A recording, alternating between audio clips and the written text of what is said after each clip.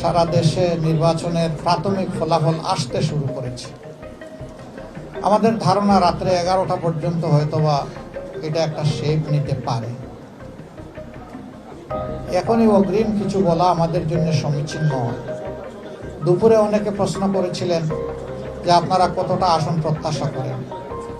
আমরা বলেছিলাম মহান আল্লাহর উপর আমাদের ভরসা, জনগণের উপরে আমাদের আস্থা আছে এবং আমরা আশা করি জনগণ সঠিক সিদ্ধান্তই ব্যালটের মাধ্যমে জানাবেন, ব্যক্ত করবেন। প্রাথমিক যে ফলাফল আসতে শুরু করেছে তাতে সেরকম একটা আভাস পাওয়া যাচ্ছে, কিন্তু এটাকে নিশ্চয়তা দেওয়া যাবে না। আমাদেরকে আরো কিছুক্ষণ অপেক্ষা করতে হবে ধৈর্য ধরে। আমার একজন সাংবাদিক বন্ধু প্রশ্ন করেছিলেন অন্য একটি দলের একজন নেতার উদ্ধৃতি দিয়ে যে তিনি বলেছেন 190 থেকে 200 আসন পাবেন। আমি তখন বলেছিলাম না, নির্বাচন কেবল চলছে, এখনো ভোট গ্রহণ শেষ হয়নি। এই সময় যদি আমরা এই ধরনের কোনো কথা বলি, এটা আমাদের সম্মানিত ভোটারদের প্রতি সুবিচার হয় না। এটা তাদের অধিকার, তারা কাকে বেছে নেবেন, তাদের বেছে নেওয়ার শেষ সময়টুকু পর্যন্ত আমাদেরকে অপেক্ষা করা উচিত। সে সময় চলে গেছে, এখন গণনা শুরু হয়েছে।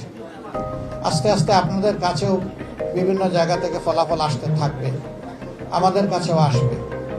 আমি শুধু এতটুকু কথা বলবো, যদি জাতির কোনো গুরুবার মহান আল্লাহ তাআলার ইচ্ছায় আমাদের উপরে আসে, আপনাদেরকে আমার বড় প্রয়োজন, আপনাদেরকে আমার পাশে পেতেই হবে।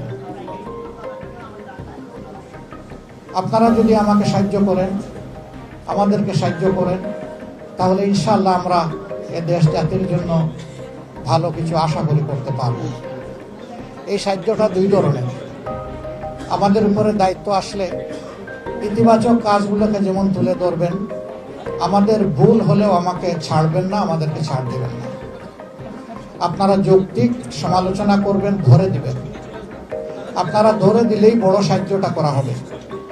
অতীতে আমরা দেখেছি যে কারণেই হোক, মিডিয়া অনেক সময় যারা শাসন ক্ষমতায় থাকেন তাদের মন্দ কোনো দিক, নেতিবাচক কোনো দিক তারা সমালোচনা আকারে সহজে তুলে আনেন না, অথবা আনতে পারেন না। যেটাই হোক, আমরা এটা চাইবো না।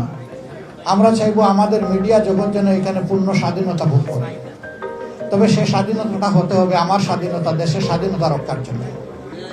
দেশের সার্বভৌমত্ব এবং স্বাধীনতার কোনো ক্ষতি হয় এমন কোনো স্বাধীনতা ব্যক্তি পর্যায়ে হোক, সমষ্টি পর্যায়ে হোক, কারোর জন্যই কাম্য না। কারণ দেশের স্বার্থটাই আমাদের কাছে বড়। তো আমরা এটুকু আপনাদের কাছে আশা করব।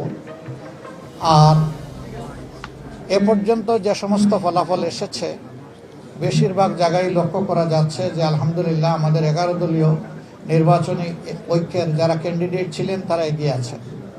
কিন্তু আমি আগেই বলেছি, এটাকে এখনই নিশ্চয়তা বিধান করার মতো পর্যায়ে আসেনি, আমাদের আরো একটু অপেক্ষা করতে হবে।